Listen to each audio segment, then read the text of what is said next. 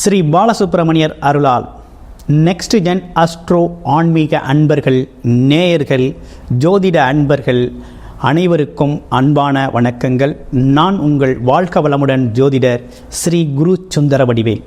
இப்போ பார்த்தீங்கன்னா புரட்டாசி மாத பலன்கள் எப்படி இருக்க போகுது அப்படிங்கிறத ஒவ்வொரு ராசிக்கும் டீட்டெயிலாக விரிவாக நம்ம பார்க்க போகிறோம்.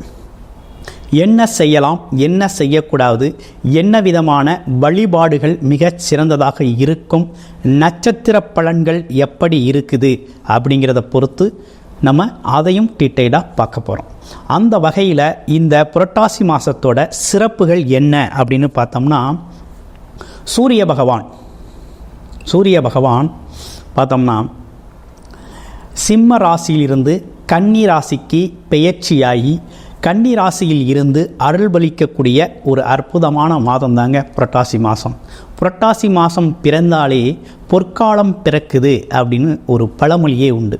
அந்த வகையில் இந்த புரட்டாசி மாதத்தோட சிறப்புகள் என்ன அப்படின்னா, புரட்டாசி அப்படின்னு எடுத்துக்கிட்டோம்னாலே பார்த்தீங்கன்னாக்க மகாவிஷ்ணு வழிபாடு, பெருமாள் வழிபாடு, திருமால் வழிபாடு, அதே போல் முன்னோர்கள் வழிபாடுக்கு மிகவும் உகந்த மாதமாக, முன்னோர்களோட ஆசீர்வாதத்தை பெறக்கூடிய ஒரு அற்புதமான மாதமாக இந்த மாதம் அமைஞ்சிருக்குது.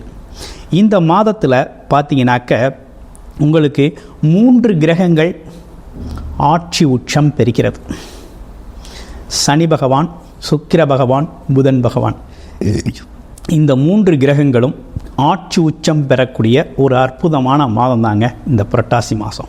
இந்த புரட்டாசி மாதம் எப்போ ஆரம்பிக்குது அப்படின்னு பார்த்தோம்னா, குரோதி வருடம் 2024 செப்டம்பர் 17ஆம் தேதி பௌர்ணமி திதியில் இந்த புரட்டாசி மாதம் அப்படிங்கிறது ஆரம்பிக்குது. இந்த புரட்டாசி மாதத்தை பொறுத்த வகையில் பல்வேறு விதமான விசேஷங்கள் உண்டு. அதாவது பெருமாள் வழிபாடு, நவராத்திரி பூஜை அப்படிங்கிற ஒரு விஷயம்லாம் சிறப்புக்குரியதாக இருக்குது. இந்த புரட்டாசி மாதத்தில் வேற என்ன சிறப்புகள் இருக்குதுன்னா, புரட்டாசி 1ஆம் தேதியே பார்த்தீங்கன்னா பௌர்ணமி திதி வருது. திரு அண்ணாமலையாரை வழிபட்டு முழு அருளை பெறக்கூடிய ஒரு அற்புதமான மாதமாக இந்த மாதம் அமைஞ்சிருக்குது.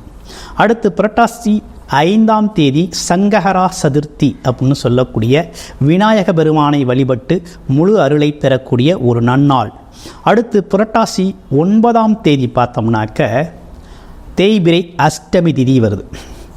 கடன் பிரச்சனைகளிலிருந்து விடுதலை அடைவதற்கு ஸ்ரீ பைரவரை வழிபடக்கூடிய ஒரு அற்புதமான நன்னாள். அடுத்து புரட்டாசி 14ஆம் தேதி அப்படின்னு எடுத்துக்கிட்டோம் அப்படின்னு கேட்டோம்னாக்க பிரதோஷ வழிபாடு, எம்பெருமான் சிவனை வழிபடக்கூடிய ஒரு அற்புதமான நன்னாள். அடுத்து புரட்டாசி 16ஆம் தேதி பார்த்தீங்கன்னா மகாலய அமாவாசை திதி வருது. இந்த அமாவாசை திதி அப்படிங்கிறது, புரட்டாசி மாதத்தில் வரக்கூடிய அமாவாசை அப்படிங்கிறது முன்னோர்கள் பித்திருக்கள் சாபம் நீக்கக்கூடிய ஒரு அற்புதமான அமாவாசை திதி. இந்த அமாவாசை திதியில் குலதெய்வ வழிபாடு, முன்னோர் வழிபாடு, பித்திருக்கள் வழிபாடு செய்கிறது மூலமாக நம்ம பேரருளை பெறக்கூடிய ஒரு நல்ல நாளாக இந்த நாள் இந்த புரட்டாசி மாதத்தில் அமைஞ்சிருக்கு. அடுத்து புரட்டாசி 17 அப்படிங்கிறது நவராத்திரி ஆரம்பமாக இருக்குது. புரட்டாசி 25 சரஸ்வதி பூஜை அப்படிங்கிறது விஷயம், ஆயுத பூஜை, சரஸ்வதி பூஜை அப்படிங்கிற விஷயம்லாம் தொடங்க ஆரம்பிச்சிருச்சு. அடுத்து பாருங்கள், இந்த மாதத்திலே 2 பௌர்ணமி திதி வருது. புரட்டாசி 1ஆம் தேதி ஒரு பௌர்ணமி திதி, அடுத்து புரட்டாசி 31ஆம் தேதி ஒரு பௌர்ணமி திதி வருது. இது ரெண்டுமே பார்த்திங்கன்னா திரு அண்ணாமலையாரை வழிபடக்கூடிய, அதுவும் பார்த்திங்கன்னா அம்மனை வழிபடக்கூடிய, அண்ணாமலையாரை வழிபடக்கூடிய மிகவும் அற்புதமான நல்நாள். கிரிவலம் சென்று முழு அருளை பெறலாம். அற்புதமான நன்னாளாக இந்த மாதம் அமைஞ்சிருக்குது.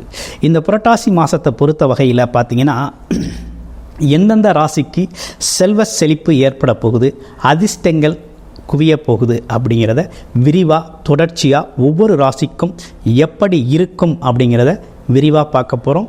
இந்த மாதத்தில் பார்த்தீங்கன்னா 3 கிரகங்களோட ஆட்சி பெற்ற நிலையிலையும் புதன் பகவான் பக்ரம் பெற்ற நிலையிலையும் இந்த மாதத்தில் இருக்குதுங்க. இப்படிப்பட்ட சூழ்நிலைகளில் இந்த புரட்டாசி மாதத்தில் பெருமாள் விஷ்ணு பகவானை வழிபடக்கூடிய இந்த புரட்டாசி மாதத்தில் சனி பகவான் ராகு கேதுக்களோட பாதிப்புகள் இருக்குது அப்படின்னா முழு பாதிப்பையும் நீக்கக்கூடிய, அந்த பாதிப்புகள்லேருந்து விடுபடக்கூடிய ஒரு அற்புதமான நல்ல ஒரு சிறப்புக்குரிய மாதம் அப்படிங்கிறது புரட்டாசி மாதம்தான். புரட்டாசி மாதம் முழுக்க முழுக்க பெருமாள் விஷ்ணு பகவானை வழிபட வேண்டிய ஒரு நன்னாளாக அமைஞ்சிருக்குது. இதில் உங்களுடைய ராசிக்கு என்ன விதமான அதிர்ஷ்டம், செல்வ செழிப்பு, குடும்பத்தின் மகிழ்ச்சி எப்படி இருக்குது அப்படிங்கிறத விரிவாக பார்க்கலாம் வாங்க. மிதுன ராசி நேயர்களுக்கு எப்படி இருக்குது அப்படின்னு பார்க்க போகிறோம். மிதுன ராசி நேயர்களை பொறுத்த வகையில் காலச்சக்கரத்தின் 3வது ராசி தான் மிதுன ராசி. ராசிநாதன் அப்படின்னு சொல்லணும்னா புதன் பகவான் தாங்க உங்களுக்கு. மிதுன ராசியை பொறுத்த வகையில் நீண்ட நாளாக நல்ல விஷயங்களே நடக்கலை அப்படின்னு சொல்லி கமெண்ட்ஸ் எல்லாம் நிறையா இருக்குது. அதே நேரத்தில் கொஞ்சம் புலம்பல்களும் இருக்குது. சூழ்நிலைகள், கிரக மாற்றத்தின் சூழ்நிலைகளும் சாதகமற்று இருந்த நிலை. இப்போ இந்த புரட்டாசி மாதத்தை பொறுத்த வகையில் ராசிநாதன் சொல்லக்கூடிய புதன் பகவான் 4ஆம் இடத்துல உச்சபலம் பெறுறார். உச்சபலம் பெறுகிறார். கூட 3 முயற்சி அதிபதினு சொல்லக்கூடிய சூரிய பகவானும் சேர்ந்து பார்த்தீங்கன்னா 4ஆம் இடத்துல புத ஆதித்ய யோகத்தை ஏற்படுத்தக்கூடிய ஒரு நல்ல அமைப்பு அப்படிங்கிறது இந்த காலகட்டத்தில் உங்களுக்கு ஏற்பட்டிருக்கு. அப்போ இந்த காலகட்டம் அப்படிங்கிறது உங்களுக்கு சாதகமான காலகட்டமாக இருக்குது. புது வண்டி வாகன யோகங்கள் அமையுது. இடமாற்றம் செஞ்சுக்கிறது வீடு. அதே நேரத்தில் பார்த்தீங்கன்னாக்க கொஞ்சம் வீட்டோட சூழ்நிலை, சுகஸ்தானம் அப்படிங்கிற ஒரு விஷயம் நல்லபடியாக, அதாவது பல்வேறு சிக்கல்களுக்கு, பிரச்சனைகளுக்கு மத்தியில் இருக்கக்கூடிய அந்த மிதுனராசி அன்பர்களுக்கு இந்த காலகட்டம் அப்படிங்கிறது கொஞ்சம் சாதகமாக இருக்கும். கொஞ்சம் மனசில் இனம் புரியாத ஒரு தைரியம், தன்னம்பிக்கை, எதையும் சாதிக்கலாம், சமாளிக்கலாம் அப்படிங்கிற ஒரு எண்ண ஓட்டம் ஈடேறக்கூடிய ஒரு அமைப்பு அப்படிங்கிறது இருக்குது.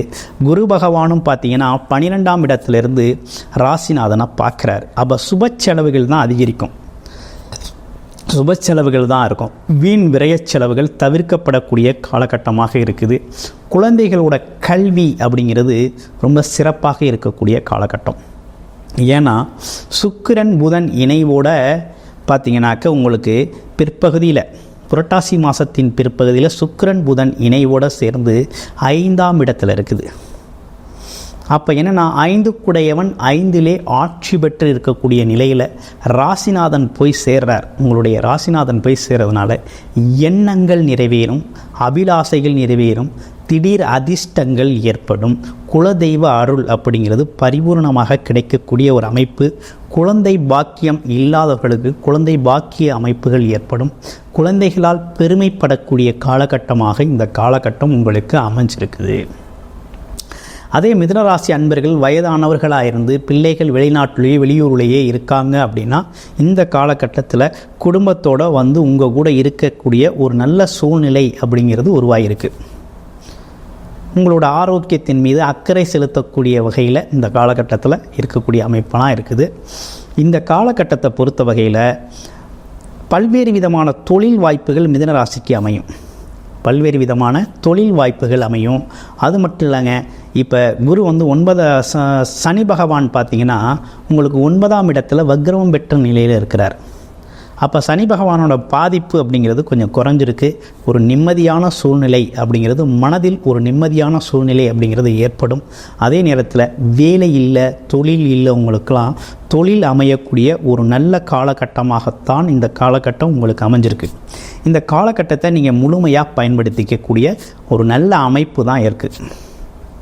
மிதுனராசியை பொறுத்தவரையில் ஒரு பொற்காலம், ஒரு நல்ல காலம் ஆரம்பிச்சிருச்சு. இந்த காலம் உங்களுக்கான காலம், ஒரு நல்ல காலம் ஆரம்பிச்சிருச்சு அப்படின்னே நீங்கள் எடுத்துக்கலாம். அதுவும் 4ஆம் இடத்தை குரு பகவான் பார்க்குறாரு, 6ஆம் இடத்தை குரு பகவான் பார்க்குறாரு. அப்போ குரு பார்வை அப்படிங்கிற ஒரு விஷயமும் உங்களுக்கு ராசிநாதன் மேலே குரு பார்வை இருக்கிறதுனால அப்போ வந்து உங்களுக்கு மனதில் ஒரு இனம் புரியாத ஒரு தெளிவு, ஒரு சந்தோஷம், ஒரு மகிழ்ச்சிகரமான ஒரு வாழ்க்கை சூழலில் இனிமேல் நீங்கள் போகணுங்கிற அமைப்பு தான் இருக்குது. இனி வரும் காலங்கள் அனைத்தும் உங்களுக்கு சாதகமான கிரக சூழ்நிலைகள் தான் இருக்குது. கடன் படிப்படியாக குறையும், கடனை அடைக்கக்கூடிய சூழ்நிலை வந்துடுச்சு. மேற்கொண்டு எவ்வளவு கடன் இருந்தாலும் அந்த கடன் பிரச்சனையிலேருந்து விடுதலை அடையக்கூடிய ஒரு நல்ல காலம் அப்படிங்கிறது தொடங்கிருச்சு அப்படின்னே சொல்லணும். வாழ்த்துக்கள் மிதுன ராசி அன்பர்களே.